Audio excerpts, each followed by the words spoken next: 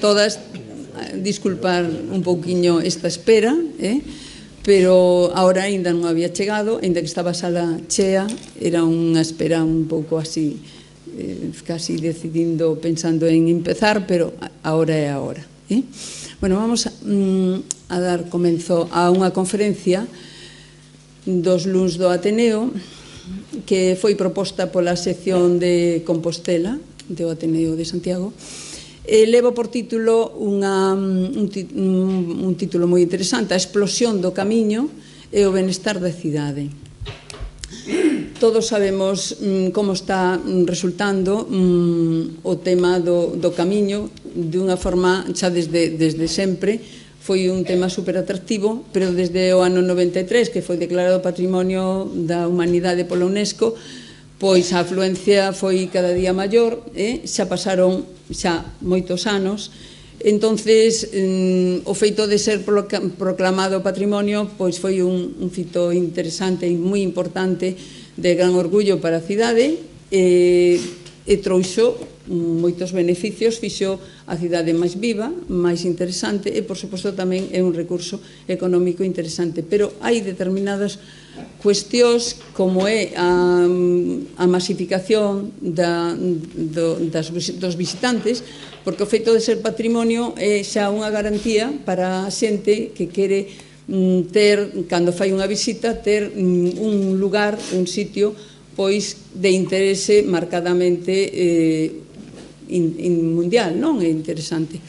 Entonces, aquí, aínda que en outras cidades que tamén son patrimonio, xa fai bastante tempo que se está tratando o tema de como resolver determinados problemas da masificación que supón o fluxo de visitantes, en Santiago tamén se está a tratar este tema xa desde fai tempo, porque as persoas que viven nesta cidade, aparte deste orgullo e de todos os beneficios que trae, tamén ten problemas para vivir e convivir na cidade. Entonces, as institucións de Santiago están a tratar, a analizar o tema para ver, para propoñer respostas adecuadas a estes problemas.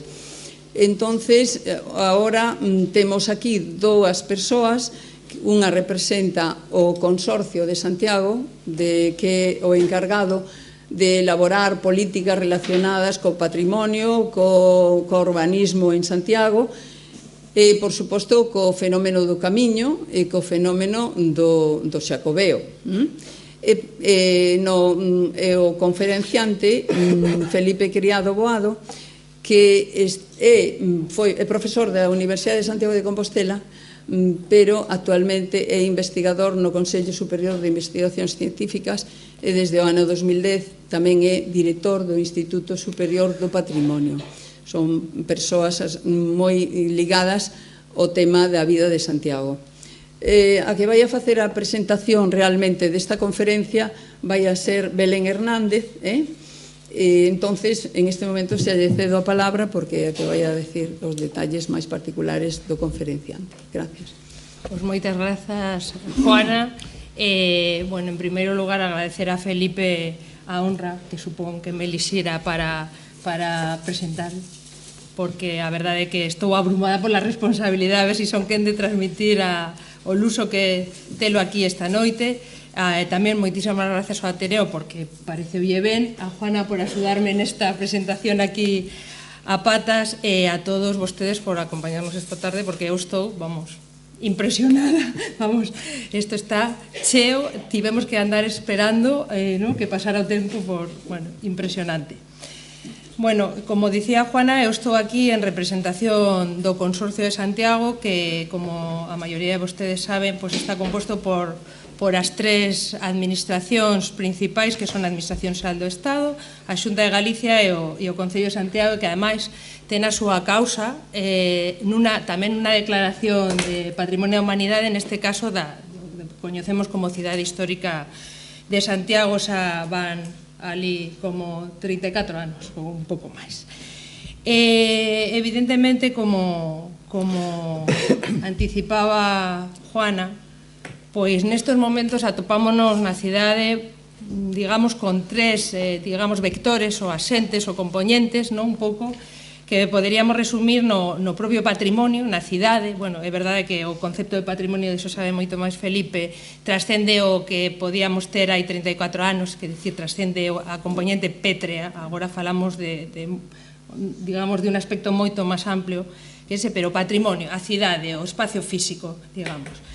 Por outra banda, temos as persoas, quero dicir, asentes, institucións, etcétera, que podemos clasificar un pouco en propietarios, porque, ao fin e ao cabo, pois, os principales monumentos da cidade, ou puntos de atracción da cidade, están en manos privadas, neste caso. Tamén temos unha componente de espacio público, que veremos logo, pero temos propietarios. Temos tamén veciños, xente que vive, que traballa, que pasea, vale?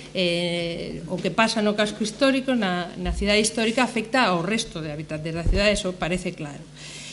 Temos os xestores, nos que poda estar eu, digamos, que teñen, digamos, a encomenda de xestionar ese espacio físico. E logo temos os visitantes, quero dicir, englobamos aquí os peregrinos, englobamos os que chegan, durmen, gastan, englobamos os que paran a darse na de Xoán 23, percorren 2 plazas, ou 4 plazas e 2 calles e marchan. Evidentemente temos as institucións, que bueno, temos eso, xestores ou non xestores a encomenda de xestionar. Como consugamos todas estas actores e os dereitos que elas, esas, digamos, persoas, asentes podan ter? A min gústame poñer, digamos, o exemplo da balanza, non? Aquí todo trátase de atopar o medio mitade, como dicía na miña casa, entre, digamos, o benestar de todos eles, os dereitos de todos eles e a protección do patrimonio. Si as cifras que se manexan non oficiais non nos enganan, estamos perto dos 4 millóns de visitantes ao ano, en cifras non oficiais. As oficiais falan de 300 e pico mil peregrinos, 2,6 millóns de pernoctas, etc. Pero, como hai moita xente que pasa sen deixar, digamos, pegada institucional ou pegada nos registros, pois falamos casi de 4 millóns de persoas pasando por aquí na cidade. Como consugar? En algúns dos artigos de Felipe, pois temos o exemplo no seu momento da peatonalización do casco histórico, que afectaba, digamos, a un espacio público. Quer decir que no seu momento vese saturado e nesa balanza puxéronse de manifesto os intereses de todos os afectados da protección do patrimonio, chegouse a digamos, unha decisión que foi peatonalizar, contestada no seu momento, criticada no seu momento, coas súas vantaxes e desvantaxes, pero que está aí, que pasado o tempo todos recoñecemos como un acerto. E agora, co problema que temos, que se pode facer? Que podemos facer calquera de nós e que se poden facer dende as institucións? Podemos limitar o acceso, quero dicir, Altamira ten unha limitación de acceso, as covas, quero dicir, un número de visitantes ao día, está justificado limitar ese acceso. Como consumamos iso cos, digamos, intereses ou dereitos dos comerciantes, dos hosteleiros que viven na cidade? Que facemos cos propietarios dos monumentos que poderían abrir máis tempo, pechar máis tempo, estar máis a disposición do público, dos visitantes? Que facemos con iso? Que facemos cos intereses dos propietarios das vivendas? Que xa imos falar únicamente das legais, non? Que é evidente que estamos todos abandonando o casco histórico para deixalo pola rendibilidade ao servicio dos visitantes, as vivendas de aluguer turístico. Como limitamos? Como consugamos? Onde está o límite do interese público? Pois un pouco eso o que temos entre todos que plantear nesta tarde. Que modelo de cidade queremos? Nese modelo temos que participar todos, porque o de todos o non será modelo. Temos claro o que queremos? Temos alguna referencia a alguna cidade que acertara neste sentido? Alguén é capaz de dar un exemplo? Todos somos tamén visitantes, non sei se peregrinos, pero visitantes de outras moitas cidades, patrimonio da humanidade tamén, que vemos nesas cidades, que pasan nesas cidades. Un pouco por xerar debate, non? Pois a verdade é que temos hoxe a oportunidade de escoitar falar a alguén con moitísimo criterio. Para min foi unha sorpresa cando cheguei ao consorcio pensando que coñecía Santiago máis ou menos, e descubrir o Incipit, a verdade, e descubrir a Felipe, porque é unha persona, unha clarividencia impresionante. Bueno, así é o seu recoñecemento, agora o presentaremos un pouco máis, e penso que dará claves que a todos nos sirvan un pouco do que se trata nesta tarde, de formar criterio e ter, se é posible, unha opinión, porque está complicado. Entón, bueno, paso a presentar a Felipe Criado, un luso, a verdade, que compostelá, non? Para máis datos, licenciado na Universidade de Santiago, doctor tamén por la Universidade de Santiago, logo estivestes de profesor na propia universidade, estuviste de profesor visitante na Universidade de Cambridge, durante un curso, polo menos, e despois pasou a ser profesor de investigación no signo ano 2001. E desde 2010, pois temos a sorte de que sexa o director do Instituto asociado, Instituto de Ciencias do Patrimonio asociado ao CSIC, un novo que xa referencia ao patrimonio co valor que realmente debe ter, e que ademais ten a súa sede en Santiago de Compostela. Para máis datos, en setiembre de 2015 foi elexido presidente da Asociación Europea de Arqueólogos. E, bueno, dirixiu como 18 tesis doctorais, suman 55 tesis, tanto de maestría como de licenciatura, sumeinas. Así que, bueno, desenvolveu a súa actividade en países de toda Europa, tamén en Chile, Argentina, Uruguai. Bueno, forma parte de todos os comités de expertos de Europa e parte do mundo, e a verdade que é unha mágoa que non teñamos máis aproveitado ni máis reconocido. Esa é a miña opinión, así que a próxima vez pensalo un pouco mellor antes de que te presente. Pola miña parte nada máis, unha honra estar con todos vostedes.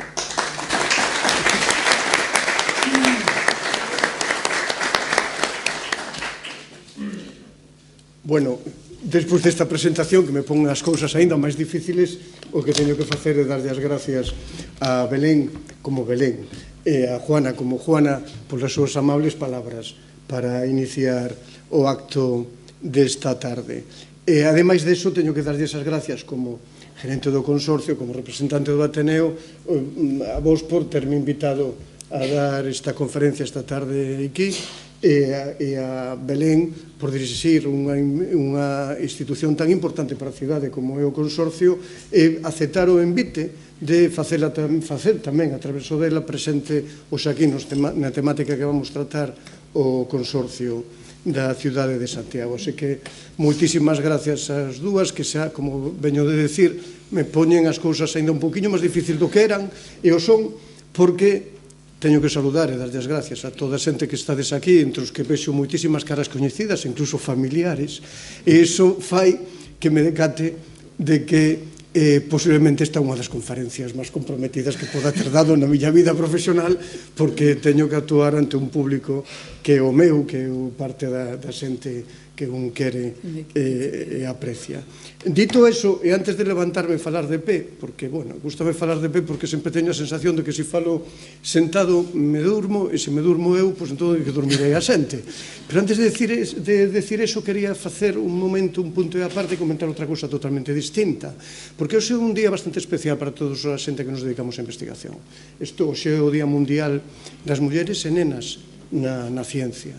Creo que compre recordalo aquí e recordar a través deso a importante presencia femenina no eido da investigación, e recordar sobre todo como todos nos debemos comprometer, e sobre todo os homes, en potenciar que esa presencia sexa aínda máis forte, máis importante, e non caia en as moitas erros que deben de caer por culpa dos machismos aínda imperantes.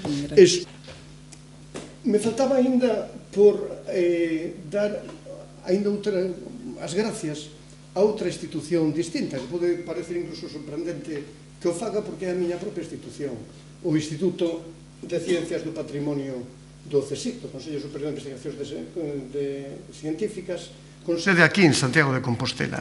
E o teño que decir porque, como supoño que lle pasa a todos os meus compañeiros e compañeiras, eu xa non sei quen de falar sin volver unha e outra vez, e penso que nas verbas seguintes se vai a notar o traballo que o Instituto fai, que os diferentes compañeiras e compañeiras que estamos nel estamos a desenvolver. E particularmente isto é certo para o tema de hoxe, porque precisamente o traballo do noso instituto, que cando nos presentamos como Instituto de Ciencias do Patrimonio, inmediatamente a xente pensa que nos dedicamos a cousas de conservación ou de restauración de patrimonio. E non é así en absoluto, porque nós fundamentalmente o que traballamos é co valor social do patrimonio, co valor do patrimonio embebido en relaciones sociales. Desde ese punto de vista desenvolvemos un concepto, unha idea de patrimonio que entende este non tanto como un obxecto fósil do pasado, sino que o entende realmente como un destinatario de un valor, dun aprecio social que o constitúe diante das nosas ollos, dos nosos ollos como patrimonio. Un concepto que ademais é totalmente moderno, novo, non existía, fai pouco máis de 100 anos tal concepto non existía. Como tantas outras cousas, o concepto de patrimonio é un fillo da modernidade. Aínda somos víctimas dunha conceptualización do patrimonio que pensa no patrimonio simplemente como monumental, o antigo, como peso da historia, cando realmente o que temos que recoñecer é que as cousas chegan a ser patrimonio cando son valoradas. E aí, no estudio deses procesos de valorización, é donde o instituto ao que eu pertenzo traballa e desenvolve a súa laboura. E esa laboura, precisamente, esa noción de patrimonio como algo aberto, como algo embebido nas redes, nas relacións sociales, o que quero, o que é a idea fundamental para desenvolver esta tarde a aproximación que vou a facer ao tema. E o tema é falar da cidade de Santiago, falar do camiño, falar incluso tamén da catedral, da xestión da catedral e do pórtico, primando unha lectura desde unha noción aberta de patrimonio como a que veño de rapidamente presentar. Como creo que xa dixo Juana ao principio, despois remarcou tamén Belén, me parece que o punto de inicio ten que ser recordar que vimos de cumprir 25 anos da Declaración do Camiño de Santiago como Patrimonio Mundial no ano 1993. A organización que eu presido, a Asociación Europea de Arqueólogos, tamén cumple este ano 25 anos. É a historia da nosa asociación, de feito, está moi pegada a Santiago de Compostela. Dende que no ano 1995, é dicir, que tamén vamos a cumprir 25 anos, celebrouse aquí a primeira conferencia anual desta asociación. Digo isto porque isto faime a min especialmente consciente da cantidade de cousas vencelladas á cidade de Santiago que veñen de cumprir 25 anos agora mesmo. Por exemplo, o CESGA, o Centro de Supercomputación de Galicia, por exemplo, o CEGAC, o Centro de Arte Contemporánea de Galicia, e, por suposto, a Declaración do Camiño de Santiago no ano 93. Esta converxencia de 25 aniversarios, entendo eu que quere decir que daquela viviuse unha época optimista, de melloras e progreso. En cambio, hoxe, cando vivimos nos problemas herdados da gran recesión que vimos aínda de sobrelevar como pudemos, cando a Declaración de Santiago como Patrimonio Mundial e do Camiño de Santiago como Patrimonio Mundial provocaron transformacións que pronto farán a cidade tal vez irreconocible e por veces a mellor hostil para os que vivimos nelas. Cando ocurre todo isto, é cousa de preguntarnos se vivimos agora mesmo unha época igual de optimista, de progreso, de apacibilidade, como parece desde aquí que foron aqueles 25 anos no 93, no 94. Mais ben a impresión é que hoxe pasa todo o contrario. Mais ben a impresión é que hoxe vivimos nun presente atribulado, sometido a grande cantidad de problemas, porque moitas cousas teñen cambiado nestes 25 anos, e creo que se pode sospeitar de que realmente sexan para ben, mas ben a sospeita é que boa parte desas cousas son para mal. Unha das cousas principales que teñen ocurrido nestes 25 anos é que Europa Occidental deixou definitivamente de ser o centro do mundo. De feito, é dubidoso se o seguía sendo no ano 94, pero claramente xa non é o centro do mundo no ano 2019. Teño un exemplo. Se vemos estas tablas, por exemplo, do crecimento do PIB, notase inmediatamente.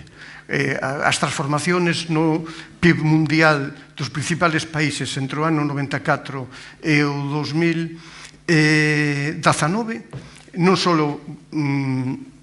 espolearon a China, sino que a proxección que se fai cara ao 2030 mostra realmente como xa non só o China, sino India, Tailandia, Turquía, incluso Egipto, nestas proxeccións aparece situado por enriba da meirande parte dos países de Europa occidental. Ben, debo decir a continuación que lles está vostedes falando unha persona que non ten ningún ápice de melancolía por esta perda, pola perda de deixar de ser o centro do mundo. E o digo así non só por fatalismo histórico, xa que, de feito, non só lle está a ocurrir que os demais ocupan o lugar que tamén merecen, senón que, ademais, o lugar que nos deixamos foi debido, en grande medida, aos nosos propios deméritos, o que fixemos mal no pasado, o que deixamos de facer ou o que non somos quen de facer. Pero, como digo, non son melancólica ni fatalista por esta perda. Pero non o sou únicamente por esta razón, o sou tamén porque non ser nunca máis o centro do mundo abre un escenario de novas posibilidades e oportunidades, especialmente para o Camiño e para Santiago, porque xa non somos o centro, pero somos o fin do mundo. Teño unha pequena, rapidísima presentación. Este é o mundo. Bueno, este é o mundo antes dos mapas. Cando empeza a ver mapas e cando empeza a ver unha conciencia eurocéntrica de Europa, este era o mundo. Europa. Enseguida se vai ampliando, algo non marcha aquí. Enseguida vas ampliando a unha Europa maior, que remata finalmente, non sei que está pasando con que finalmente remata por comprender Europa dentro do conxunto euroasiático, hasta que se construye o mundo tal como coñecemos. Ben, vale, estupendo. E dinlle a volta a esta imaxen. Por que? Porque claramente co despegue de Asia, o lugar que antes ocupaba o Atlántico vai no ocupar o Pacífico, e o lugar que antes ocupaban Europa Occidental vai no ocupar o próximo, o extremo oriente, o Asia Oriental. Isto nos geositúa nunha situación totalmente distinta. Europa, e particularmente Galicia, a Península Ibérica, Galicia, Santiago, o Camiño de Santiago pasan a ser o confín do mundo. Bueno, como digo, non creo que teñamos que ser melancólicos ou fatalistas por estes cambios, senón que máis ben temos que velos como unha oportunidade, porque de feito o que están a ver no mapa é de feito o que sempre fomos. A razón pola que Santiago e o Camiño pola que Santiago está aquí, o Camiño chega hasta aquí. Somos mulleres e homes do oeste, do fin do mundo, aquel sitio onde o sol abraza el mar e promete con vibrante luz cálida que habrá un mañana. En unha situación geográfica parecida, en la fachada occidental de América del Sur, las cosmologías andinas hablan del mañana mirando al mar, viendo el sol ponerse no solo porque promete que volverá a salir, sino porque el ayer es lo que está delante, porque es lo que vimos y seguimos viendo, mientras el mañana, el este, el lugar por el que sale el sol, la cordillera, está a nuestra espalda, está por venir. Los andinos hablan del ayer con este gesto y hablan del mañana con este otro, tirando la mano hacia adelante para hablar del mañana que está ahí, y hacia atrás, del ayer que está delante de nosotros porque lo hemos visto, e del mañana que aún non vemos. Bueno, os galegos temos que operar unha transformación conceptual parecida, que ademais digo eu que será moi doada para o tipo de ser especial no mundo que configura o non si galego. É dicir, temos que mirar ao futuro poñendo o onte diante de nós, cando a nós. E temos que mirar o presente desde un pasado que non está detrás, senón que está diante. Esa é a perspectiva que en xeral eu tento aplicar a todo o que fago, por certo, pero en particular a perspectiva que quero traer esta tarde aquí en colación. O futuro está marcado no noso caso polo futuro do camiño, que é un problema de éxito e tamén un problema, unha promesa de éxito e tamén unha promesa de problemas. Foi un éxito que nos cambiou e nos cambiará aínda máis. Un éxito tal que, de feito, se non domesticamos, saldrá desbotado como unha besta. Porque outra das cousas que teñen cambiado moito nestes 25 anos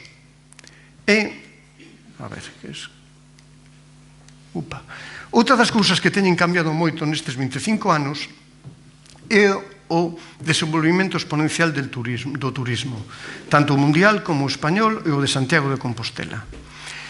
O crecimento do turismo mundial, aí teñen unha proxección hasta o ano 2030, é espectacular. Actualmente, a Organización Mundial do Turismo estima que hai 1.333 millóns de turistas movéndose todos os anos. A proxección para o ano 2030 é aínda máis sorpresiva porque se prevén un desplazamentos turísticos ao redor de 1.800 millóns. De feito, creo que esta proxección que ven aí vai camiño de quedarse corta, porque basease, os expertos do turismo saberán o mellor que eu, pero simplemente podo traer aquí a colación un dato. Esta proxección para o ano 2030 basease nunha perspectiva do incremento do turismo anual do 3,3%, pero do feito o ritmo está sendo maior. No ano 2016 o ritmo de crecemento foi o 6%, no 2017 foi o 7%, e no 2018, a falta de que os resultados sexan firmes, xa sabemos que a cifra de 1.000 millóns alcanzouse no mes de setembro, é dicir, que faltan por contabilizar o último cuatrimestre do ano. E sabíamos tamén que en setembro a taxa de incremento anual estaba sendo do 5%.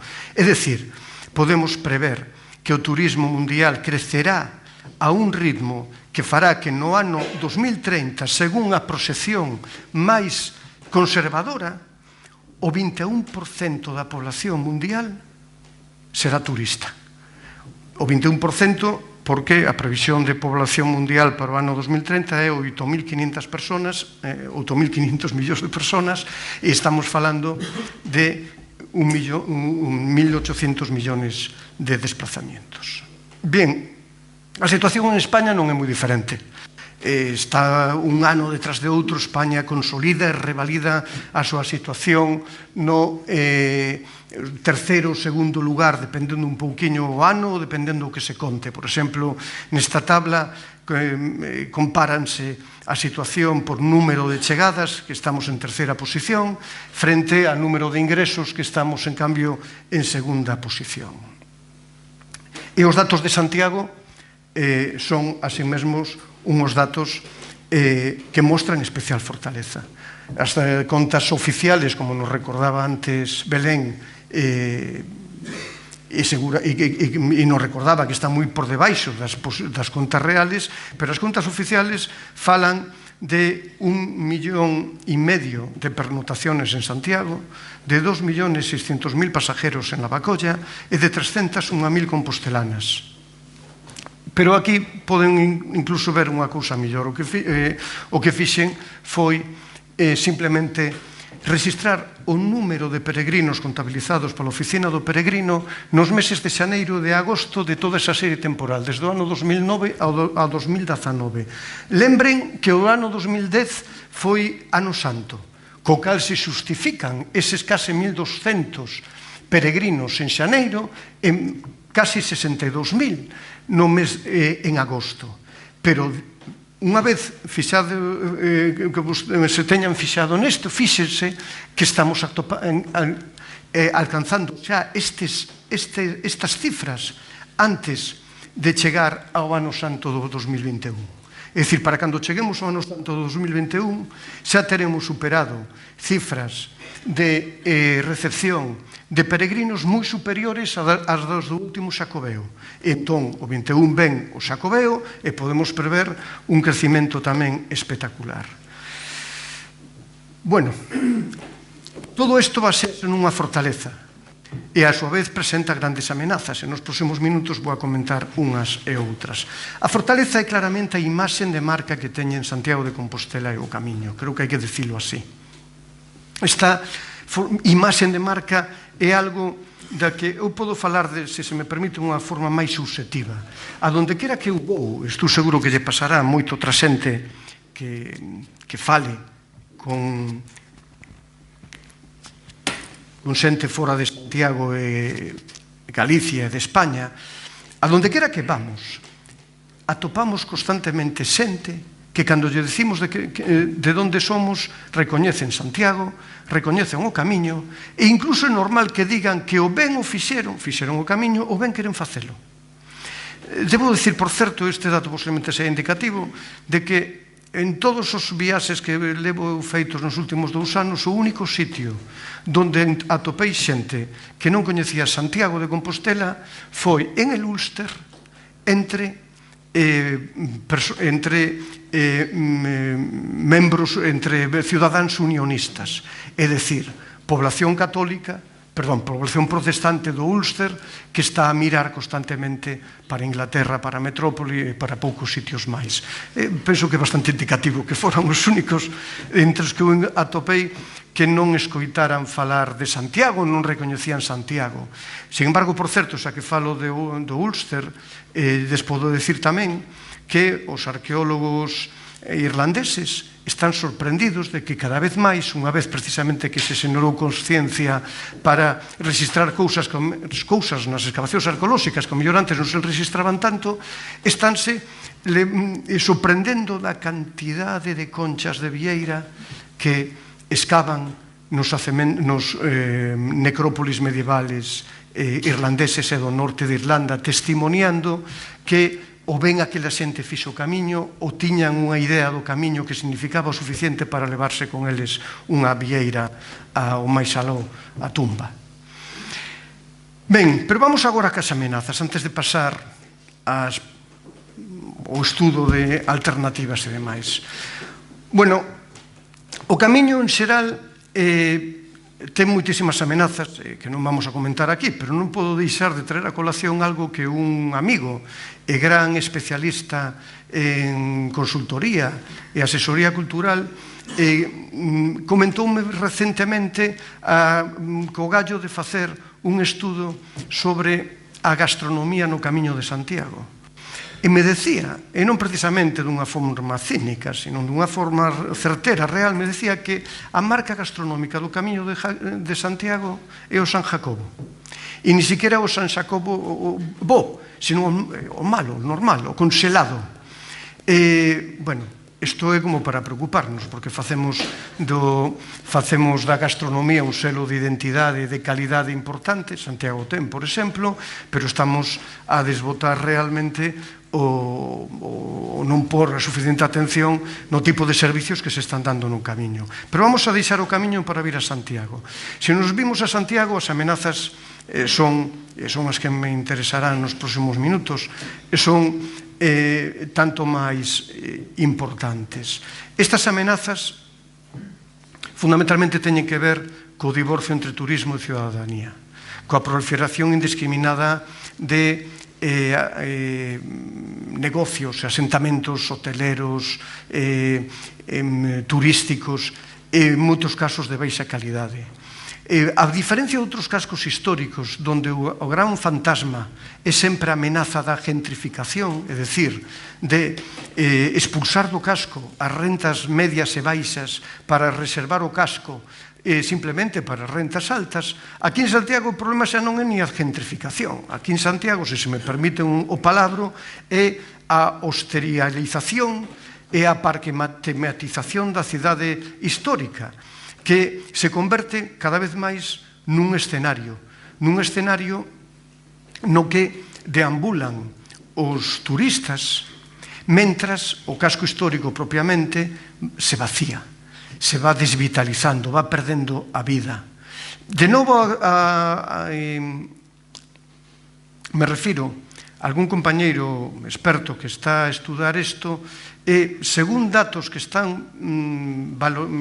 agora mesmo procesando sobre A recepción de Santiago entre os visitantes din que o máis triste é que os turistas non levan de Santiago ningún recordo da cidade que lles emocione, que lles provoque emoción e, de feito, lles faga lembrar Santiago como algo importante. Bueno, non teño neste caso a contrastación empírica desta afirmación, porque é un dato que esta xente debe estar agora mesmo a valorar, e me adiantaban eso, que pola forza que ten non podo deixar de decilo. A ver, vamos a poñer un contrapunto, non sei se bon ou malo.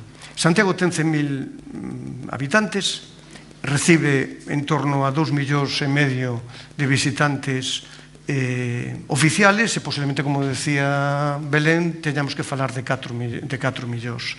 Florencia é 4 veces máis grande que Santiago e recibe 40 millóns de visitantes. Florencia, neste caso, sirve como un exemplo bo e malo.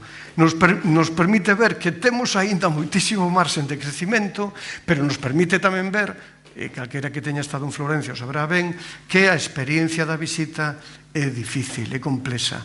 Florencia está por enriba da súa capacidade de carga e cualquier visitante consciente demandaría un tipo de experiencia da cidade de Florencia distinta ao que ofrece, pero ninguén desos visitantes, ese é o gran paradoxo, ninguén deses visitantes dirá: eu deixarei de vir, eu non quero vir, eu non quero ser parte deses 40 millóns, senón que todos queremos ser. Ese é o gran paradoxo.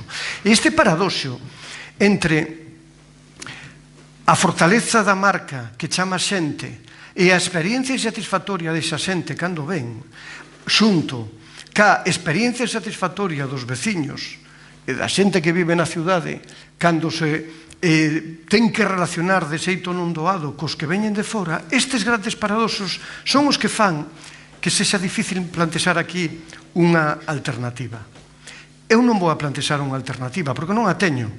Non a teño fundamentalmente por modestia intelectual, porque estamos a falar dun problema que requiere unha alternativa que non pode simplemente enunciar unha persona sola.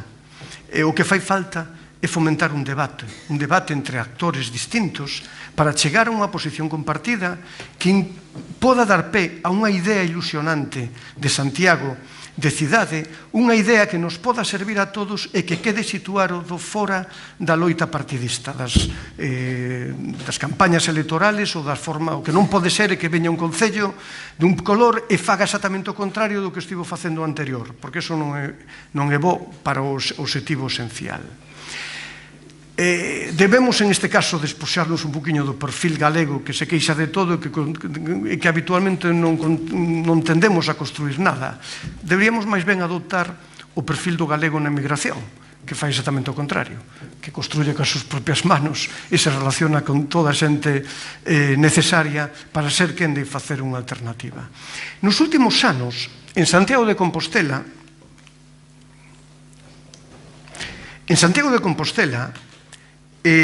sobre todo ca promoción do actual Concello, se desenvolveu unha iniciativa importante que foi a discusión e elaboración do Plan Estratégico da Cidade Histórica.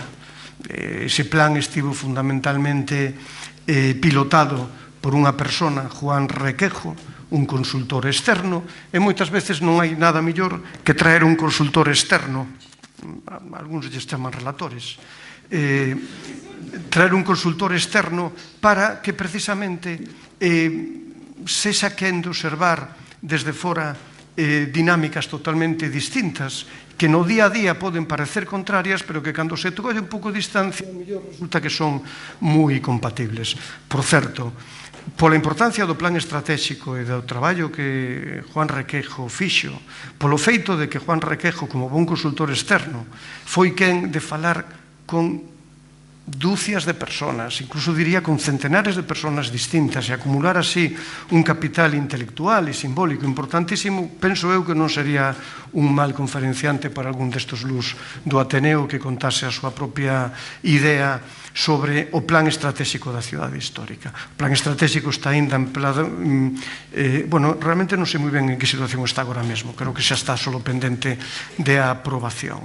O plan estratégico plantexa algúns das patoloxías importantes que están a pasar en Santiago como consecuencia precisamente da reorientación turística do casco histórico e plantexa algunhas alternativas que fundamentalmente consisten en como recuperar as funcións vitais da cidade, é dicir, estimular de novo a residencia, a actividade económica, as relacións das persoas entre sí, e estimular tamén o fluxo de mercancías e tamén de información dentro da cidade.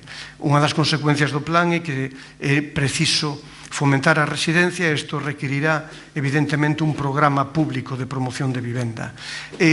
Outra das consecuencias que se apuntan é que seguramente habría que especializar no casco histórico a construción de aloxamentos colectivos, aloxamentos nos que viva moita xente xunta, non só unha persona ou unha familia, é dicir, poden ser residencias ou outros modelos distintos. E tamén é importante decatarse que o casco histórico de Santiago necesita ter contenedores que sexan grandes incubadoras de empresas, de iniciativas, de actividade creativa, de actividade innovadora que hoxe non temos no casco histórico de Santiago. E hainos, en cambio, en moitas outras cidades do mesmo tipo, que recuperan sitios para facer precisamente espacios que xoguen esta función. Outra das fortalezas que o Plan Estratégico da Cidade Histórica recoñece é precisamente a existencia dunha universidade como a de Santiago de Compostela, que debería de ser a base para construir precisamente unha cidade innovadora. Aquí incluso se fala da posibilidade, pode a universidade chegar a ser universidade? Bueno, é un tema que a universidade teria que plantexarse. Eu vou falar un pouco máis de todo isto desde o punto do patrimonio. Desde o punto dunha noción do patrimonio entendida como plantexaba ao principio. O patrimonio entendido non como obxecto, non como monumento, non como un fósil do pasado, sino como un elemento que pode ser incluso un elemento recente, que non teña o poso de historia sobre el, que concita o aprecio da xente e que fai que en torno a el a xente intercambie relacións, ideas, a veces incluso intercambie conflictos. Empregando esa noción de patrimonio, é fácil, posiblemente, crear o ideario compartido que precisa Santiago, é dicir, un mínimo común denominador da cidade, que ten que ser unha descripción que concrete e poña en valor a imaxen de marca de Santiago para o futuro. Cando nos facemos en Santiago a pregunta, que é o patrimonio?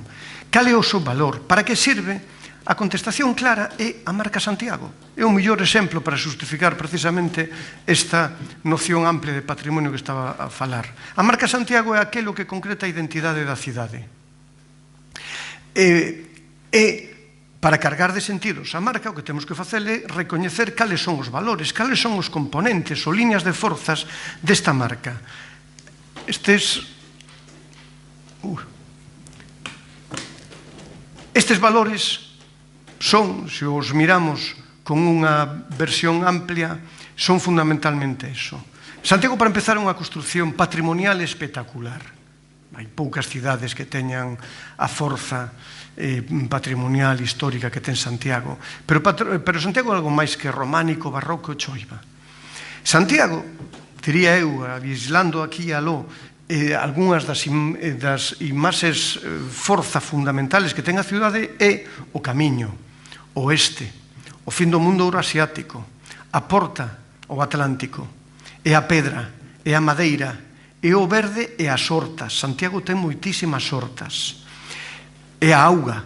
Santiago é unha ciudad que xestionou desde fai moitos séculos de forma moi inteligente a auga. Non tanto porque faltara, sino porque sobraba. E precisamente había que resolver este problema. Santiago é a luz da tarde importantísima no Obradoiro en particular. Santiago é o pico sacro que está ao lado da cidade, que é para nós o que os andinos chamarían o cerro tutelar da cidade. Pero non é só o Puico Sacro, son os lugares xacobeos, o vínculo con Padrón e Fisterra, con Iria Flavia e o Pindo. Santiago é, por que non, a espiritualidade. Santiago é o desafío a facer unha empresa de autocoñecemento e de coñecer. Pero, aquí vou ir dicindo varias propostas distintas para poñer un pouco formas prácticas a esta declaratoria. Santiago, o primeiro punto, o grado cero, o nivel cero do que temos que partir é o compromiso coa conservación do patrimonio no que basease a marca Santiago. Isto é unha condición de partida. É certo, como veño a decir, que o patrimonio é algo vivo. Polo tanto, ninguna política de preservación do patrimonio a calquera precio paga a pena, porque se para conservar o patrimonio o fosilizamos ou estancamos, eu son dos que creo que habría que discutir se é unha política aceitada de conservación e de protección do patrimonio. Isto é así porque o patrimonio é un produto antrópico, é dicir, un produto da man de homes e mulleres. Se o patrimonio perde a vida, fosilízase e, polo tanto, perdese el mesmo. Isto entronca co que decía ao principio, que non podemos entender o patrimonio como inerte, senón que temos que entender o patrimonio como algo vivo, como parte da vida. Agora ben, por moito que digamos que o patrimonio é algo vivo e parte da vida, non pensemos que temos que ceder un ápice no obxectivo de conservar o patrimonio. Pero claro, hai que facelo con unha política patrimonial distintas ás habituales. Hoxe, se conserva patrimonio é sobre todo por labor de cautela, de prevención, incluso de amenaza dos poderes públicos que administran o patrimonio. Non é tanto, a grande parte das veces, porque saia da xente mesma protexer ese patrimonio. Eso é o que temos que conseguir. A conservación do patrimonio ten que ser algo natural, ou mellor dito, algo que este encarnado, non natural, sino que este encarnado nas persoas. Aquí hai unha idea importante, que unha idea que de feito suxeriume o meu compañero de instituto David Barreiro, que posiblemente haya que harmonizar unha política de protección flexible cos particulares e, sin embargo, ser moito máis intransixente do que estamos a ser coa protección do espacio público. Un exemplo desto sería, por exemplo, o crecimento desmesurado xentino das terrazas por todas partes. Sigamos. A partir daqui hai que construir visións integradas do alcance do patrimonio, do vínculo, do mencellamento co patrimonio da cidade. Mais aló de contrapor ideas opostas, como é abrir, pechar, turistas por un lado, veciños polos outros. En vez de pensar tanto en estes contrarios que son tan falsos, porque cando establecemos contrarios de xeito natural nos decantamos por un ou por outro, o que temos que facer é investigar a interacción entre eses contrarios. De feito, necesitamos investigar temas emerxentes como son, por exemplo, os movimentos antiturismo. Necesitamos urgentemente facer unha socioloxía, unha antropoloxía dos movimentos antituristas. Por qué? Que o que din? Cales son os seus argumentos? Como se moven? Como se organizan? Cales son as relaciones sociales, a mellor inconfesables, as que están respondendo? Por lo tanto, non se trata simplemente de rechazar o turismo, sino que se trata de trasladar o foco desde a oposición ao turismo cara ao modelo de cidade e pensar a cidade desde o punto de vista da súa habitabilidade. Estas son as ideas que entre nós fundamentalmente debo a má compañeira Cristina Sánchez Carretero. Entronca moi ben con unha cousa que antes na presentación creo que foi Belén quen falou de desenvolvimento sostible. Eu fai de moitos anos, e falando de outra cousa totalmente distinta, definín ese concepto tópico que empeza xa a estar un pouco manido demais de desenvolvemento sostible dunha forma que creo que é unha alternativa precisamente para este abuso que facemos do concepto de desenvolvemento sostible. Dixen que o desenvolvemento sostible era aquel desenvolvemento que logra conciliar os dereitos de todo o que existe. E o primeiro dereito de calquera cousa, de calquera persona, de calquera obxeto, é o dereito a seguir existindo. os turistas teñen o dereito de seguir existindo, os veciños teñen o dereito de seguir existindo e así sucesivamente. Ben, o problema seguinte é como se identifica a población de Santiago con a marca. Aquí necesitamos reconectar as comunidades, falo das comunidades, Belén na introducción falaba de tipos distintos de personas vinculadas a Santiago, pero esos tipos artéllanse habitualmente como comunidades. Temos que reconectar os diferentes tipos de xente, as diferentes comunidades ca cidade e co territorio da cidade. Aquí, como decía antes, non hai recetas máxicas. Posiblemente o que temos que facer os especialistas é traballar como artesanos. Esta é unha idea que lle debo unha compañera de instituto que chamase María Masaguer, que si primeiro fomos científicos e académicos, despois pasamos sobre todo o valor aos tecnócratas e máis tarde pasamos pola crítica precisamente á tecnocracia o valor aos activistas, temos ao mellor que dar un paso máis porque tampouco os activistas son necesariamente unha solución. E o paso máis é traballar como artesanos, que sexan capaces de producir un coñecemento que nos chamamos situado, un coñecemento que aúne as vivencias coa expertise, co coñecemento experto, e que intente que se saquen de ver os diferentes axentes que imaxinan e negocian a cidade. Tal e como, de feito, está facendo un equipo do noso instituto traballando no polígono, no barrio de Vite, precisamente para registrar este tipo de cousas. Ben, unha idea seguinte importante é que a marca Santiago debería de servir para crear unha cidade innovadora. Innovadora, por suposto, en ciencia, pero tamén en industria, en cultura e, sobre todo, en desenrolos culturais vencellados á marca Santiago, potenciando nichos específicos de actividades relacionados con esta marca. Isto significa que temos que construir unha política de identidade e estilo que non temos. Que non sole pasar precisamente das declaracións oficiales, ou máis ou menos oficiales, como pode ser a miña, a realidade. Vou a poñer un exemplo que pasou máis fai pouco cando visitei, a ver se consigo, cando visitei o Belfast. Isto é un taxista de Belfast. Non sei se algún de vostedes ten estado en Belfast recentemente. A min, a primeira sorpresa que levei en Belfast foi o trato que encontrei en todos os seus taxistas. Os taxistas son o primeiro axente activo que condiciona a imaxe da cidade que chega a unha cidade nova. No caso de Belfast, a sorpresa, bueno, este home en particular era excepcional, é atopar personas que, ademais de amables, ademais de ter a delicadeza de empezar por presentarse eles, e seguindo por preguntarte como te chamas ti, despois, sin forzar a conversación, simplemente seguindo o teu interese, te empezan a contar da cidade e das súas xentes, da súa historia. Atopeime taxistas que falaban que a erudición dun académico, a claridade analítica dun sociólogo, a capacidade de coñecemento dun catedrático, a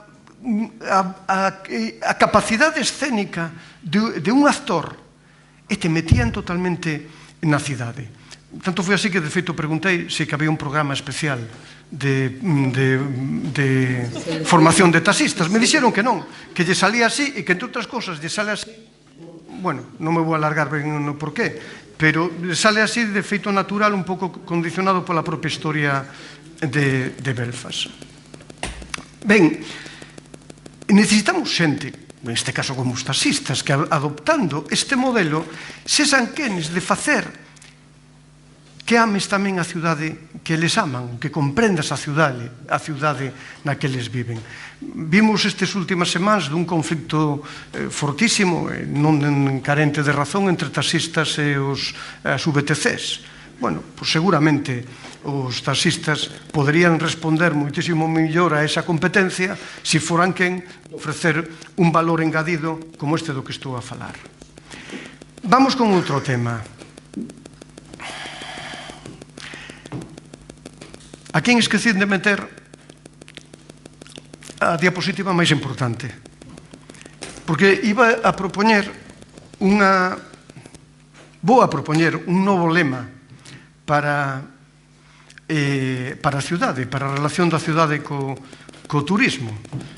Para reforzar a forza deste lema, quería telo escrito, pero esquecínme. O lema tería que ser, vou a propoñer, non se asusten, por favor, nun momentiño vou a explicar. O lema tería que ser: non queremos turistas, queremos peregrinos, queremos viaxeiros. A idea detrás deste lema é que Santiago está a tempo e podería de feito ser pioneiro na búscada dun modelo turístico alternativo, algo para o que temos que traballar todos os diferentes axentes. É moi fácil neste momento criticar o turismo de masas, criticar o turismo low cost, e, sin embargo, nos damos conta que o acceso ao turismo que a mirande parte de nós pode facer é a través precisamente do turismo low cost. Entón, o turismo low cost chegou para quedarse. É o gran responsable do crecimento exponencial do turismo no futuro.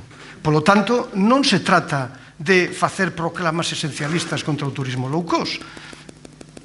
Vamos a aplicar, como decía antes, unha imaxe desde onte cara ao presente que somos e o futuro que virá. O que temos que facer é procurar cambiar o modelo de turismo, e iso pódese facer a escala dunha cidade, non a escala global, pero pódese facer a escala dunha cidade a través de certas experiencias e formas concretas. Esta é unha idea que entre nós lle debo esencialmente a David, o compañeiro David Barreiro, que non só traballa este tema, sino que ten unha idea cada vez máis forte de como é posible facer estas cousas. Por exemplo, unha idea que el mesmo abunda inmediatamente, que os souvenirs que se venden na cidade deberían de ser aplicar todos o principio kilómetro cero. É dicir, en vez de ser importacións chinas ou tailandesas, deberían de ser souvenirs producidos no entorno. Outro punto importante deste vencellamento ao patrimonio é precisamente recuperar os fitos da historia compostelana. Pero non me refiro aos grandes fitos, sino refírome a todos as sinais que lle permitan a xente, neste caso fundamentalmente aos veciños, non tanto os visitantes, comprender cada esquina, comprender o peso da historia que hai detrás de cada esquina da cidade. En Santiago isto tentouse en algún momento con unha serie de sinais que retolles a vostedes que sexan quen de lelas, porque neste momento non hai unha solla que se poda ler. Pero ademais non sei se eran as mellores sinais precisamente para intentar construir unha idea propia, unha historia propia da cidade. Vou seguindo, vou rematando. Temos que facer outra cousa moi importante, que é reconstruir a relación da cidade co territorio. E para iso dispomos de varios fortalezas importantes que no fondo teñen que ver precisamente co feito de que Santiago este onde está. Un compañeiro do noso instituto, César Parcero, recentemente fixo un análisis complexo de tecnoloxías de información xeográfica que deu lugar a este mapa que marca os sitios de Galicia que son máis visibles desde o resto da xeografía galega. Bueno, a curiosidade deste análisis foi que ela atopou que o sitio máis visible de toda Galicia, é dicir, o que ten o grado 100 de visibilidade é Montefaro. Pero resulta que o Pico Sacro, o Monte Pedroso e incluso a propia zona sobre a que se asenta Santiago está nun rango de visibilidade alta igualmente importante. De feito, o Pico Sacro, aquí teñen neste mapa, no mapa da esquerda, están marcados en blanco os sitios de Galicia que son máis visibles que o Pico Sacro. Non é o que se ve desde o Pico Sacro, mapa que tamén, por certo, me esquecín de meter. Son os mapas, as zonas de Galicia que son máis visibles que o Pico Sacro. Saben que o mapa fundamentalmente é negro. Por qué? Porque o Pico Sacro está no 0,45% dos sitios máis visibles de Galicia. É dicir, se fixéramos un ranking total, no top 0,5% está o Pico Sacro. No 1% está o Pedroso.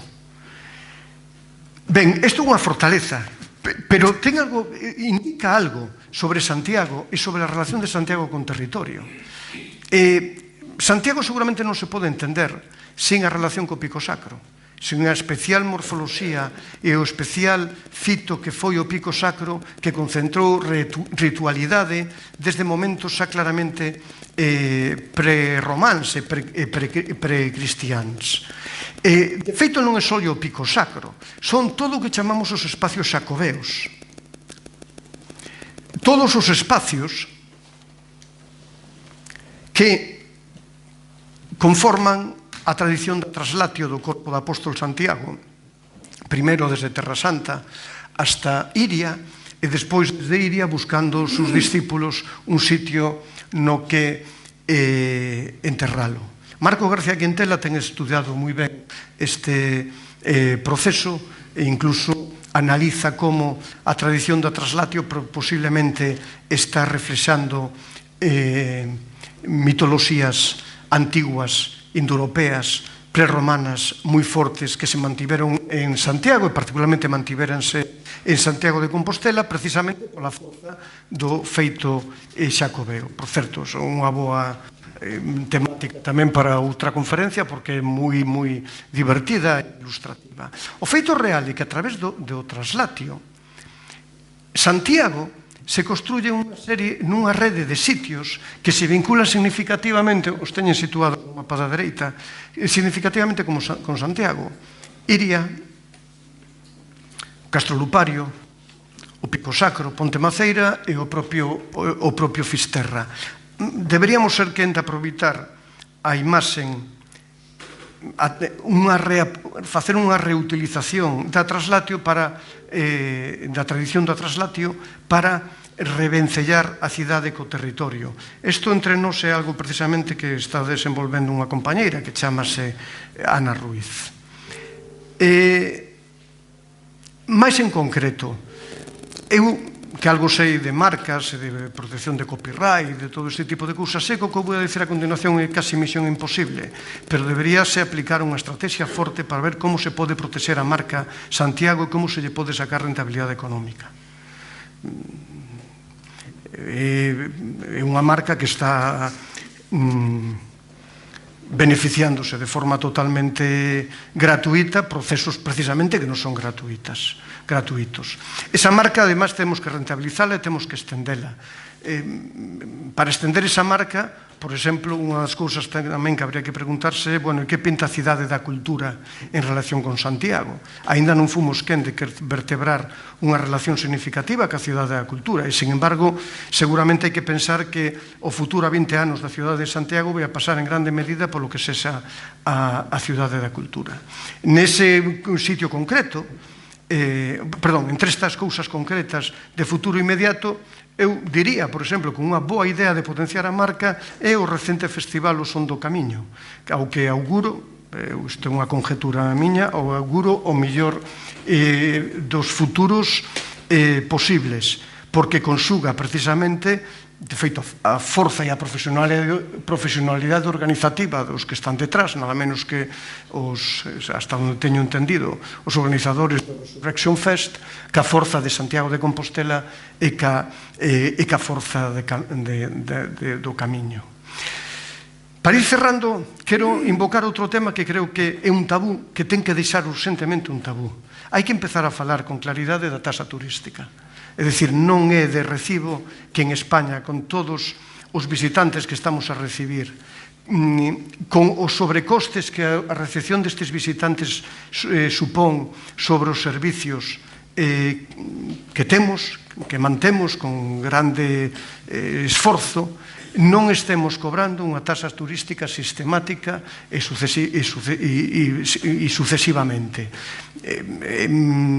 Hasta onde eu coñezo a bibliografía e os expertos no tema, o debate sobre se a taxa turística pode funcionar como unha retracción do turismo, pois miren, vai ser que non. Eso mellor podía ser cando a Santiago chegaban 5.000 personas, pero non cando pelexan por chegar milleiros de personas. Ese tema me parece escandaloso de feito, que sea un tema casi tabú, que non se poda tratar, que non se poda plantexar, e debería de ser, de feito, política de Estado en España, política autonómica e política do Concello en Santiago.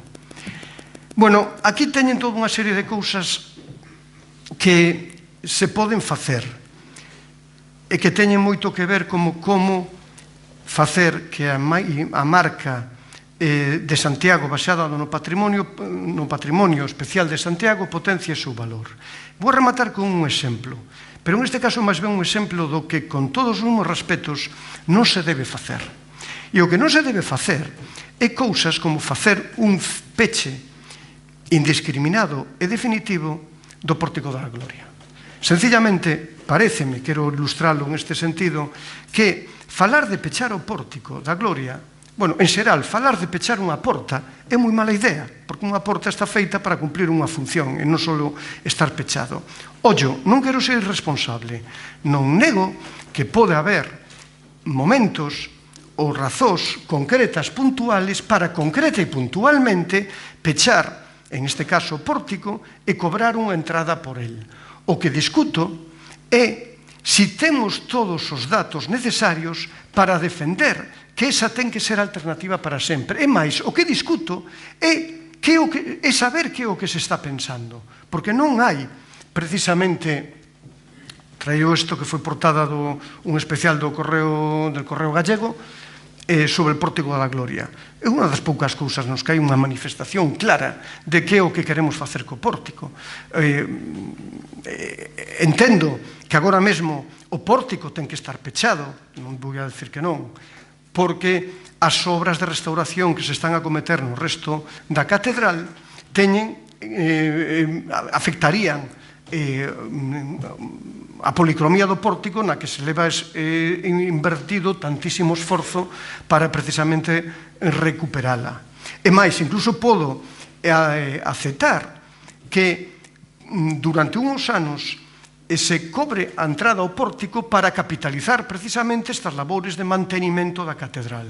Pero gustaríame saber o que se plantexa máis aló delo, e o que se plantexa, o que eu creo que non se pode plantexar, é manter este modelo, porque non estamos falando solamente de cuestionar o precio da entrada ao pórtico ou cuestionar ou defender a gratuidade do pórtico.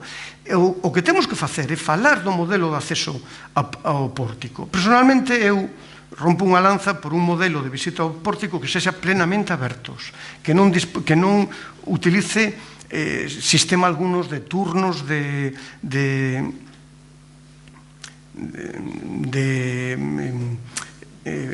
filas que se realiza a traverso das escalinatas do Obradoiro, que non fractura a continuidade do pórtico co resto da catedral, que non rompa a continuidade, a relación entre a fachada principal e a praza do Obradoiro, que permita, por certo, tomar fotos, cousa que agora mesmo non se pode facer, que permite que a xente tuitee as fotos ou a suba a Instagram, que é precisamente o que fai que as cousas funcionen e se generen un valor distinto. E non sei por qué, tampouco se di, agora mesmo non se deixa facer fotos ao visitante.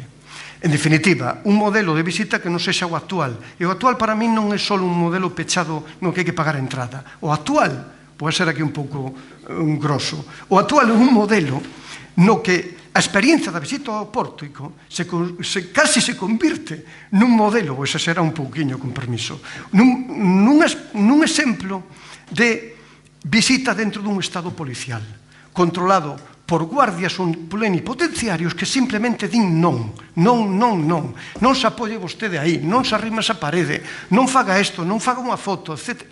Non pode ser. Isto non pode ser. O pórtico merece outro tipo de destino.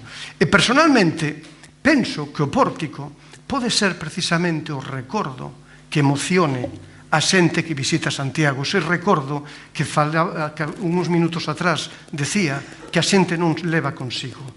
Si con elo se deteriora, bendito sea, porque todos veneramos as arrugas das persoas que queremos, pois igualmente nos pasará co pórtico.